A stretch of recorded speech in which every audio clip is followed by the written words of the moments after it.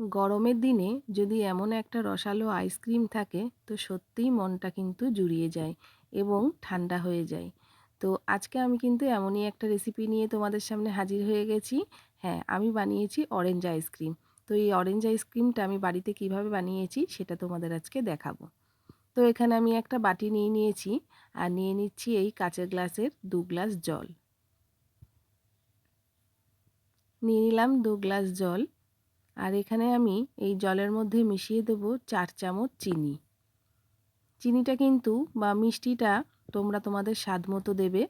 আর নিয়ে নিচ্ছি আমি এখানে 2 প্যাকেট ট্যাং। এই ট্যাংটা কিন্তু গরমের সময় আমরা জলে শরবত হিসাবে গুলে খাই। তো আজকে আমার এই আইসক্রিমটা কিন্তু এই পাউডারটা দিয়েই হবে। তো 2 প্যাকেট আমি এই শরবতটা গুলে নিলাম। তো চামচ দিয়ে এবার কিন্তু খুব ভালো করে ঘুরতে হবে যতক্ষণ না চিনিটা গলে যাচ্ছে। তো চিনিটা খুব ভালো করে আমি ঘুটে নেব। ওটা কিন্তু একদম কমপ্লিট হয়ে গেছে। এইবার আমি নিয়ে নিচ্ছি আইসক্রিম তৈরি করার মোল্ড।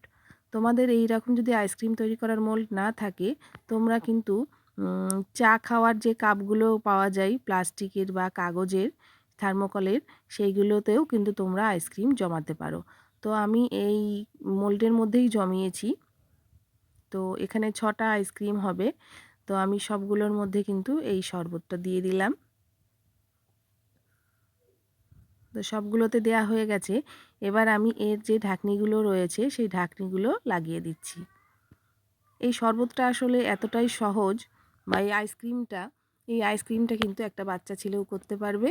তো আমার এই 6টা আইসক্রিম করেও কিন্তু এখনও কিছুটা শরবত বাকি রয়ে গেছে। তো আমি এরকম একটা স্টিলের গ্লাস নিয়ে নিয়েছি। তো গ্লাসের মধ্যে এই শরবতটা ঢেলে দিলাম। এইবার এর মধ্যে একটা আমি এরকম ছোট করে চিক কেটে নিয়েছি। যে কোনো কাপড়ের, জামা কাপড়ের, শাড়ির যে চিকগুলো পাওয়া যায় এইগুলো কেটে নিয়ে একটা গার্ডার দিয়ে ভালো করে মুখটাকে মেরে দিতে হবে, যাতে এর মধ্যে থেকে বাইরে থেকে কোনো বরফ বা জল না ঢুকতে পারে। এইবার নিয়ে নিয়েছি এরকম একটা চামচ। এই চামচটা দিয়ে আমি এই চিকটা মাঝ বরাবর ফুটো করে দেব। আমার কাছে কোনো আইসক্রিমের কাঠি ছিল না বাড়িতে, তাই আমি এই চামচ ব্যবহার করেছি। তোমরা যদি আইসক্রিমের কাঠি বাড়িতে কিনে রাখো তাহলে আইসক্রিমের কাঠিও ভরে দিতে পারো।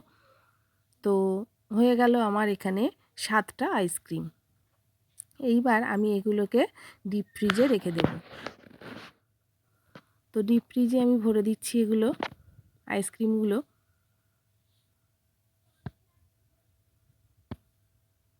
আর ফিরে আসছি আমি 8 ঘন্টা পর। ফ্রিজের টেম্পারেচার অনুযায়ী 8 ঘন্টার থেকে বেশিও লাগতে পারে। তো আমি এবার আইসক্রিমগুলো বের করে নিচ্ছি, দেখি কতটা ঠিকঠাক হয়েছে আইসক্রিম। তো এরকম একটা থালার মধ্যে কিছুটা জল নিয়ে নিয়েছি, যাতে আইসক্রিমটা খুব ভালোভাবে সাবধানে বের করতে পারি। তো এইবার জলটা দিয়ে একটু সাইডে একটু লাগিয়ে দেব। আর দেখো গ্লাসটাও বের করে নিয়েছি, গ্লাসের আইসক্রিমটাও কিন্তু জমে গেছে। এই ধরনের আইসক্রিম কিন্তু আমরা ছোটোবেলায় বাড়িতে খেতাম। যেগুলো কিনে খেতাম সেগুলোই এখন আমরা বাড়িতে বানাতে পারছি। তো কত ভালো লাগছে দেখো। তো এইবার আইসক্রিমগুলো আমি বের করব একটা একটা করে।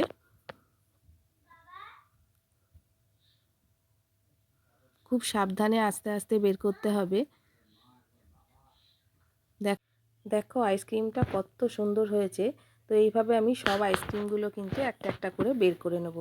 আর এই আইসক্রিম রেসিপিটা যদি তোমাদের ভালো লেগে থাকে তাহলে তোমরা অবশ্যই বাড়িতে এইভাবে ট্রাই করো। বানানো কিন্তু ভীষণই সহজ, গরমে মন প্রাণ একদম তৃপ্তি এনে দেয়।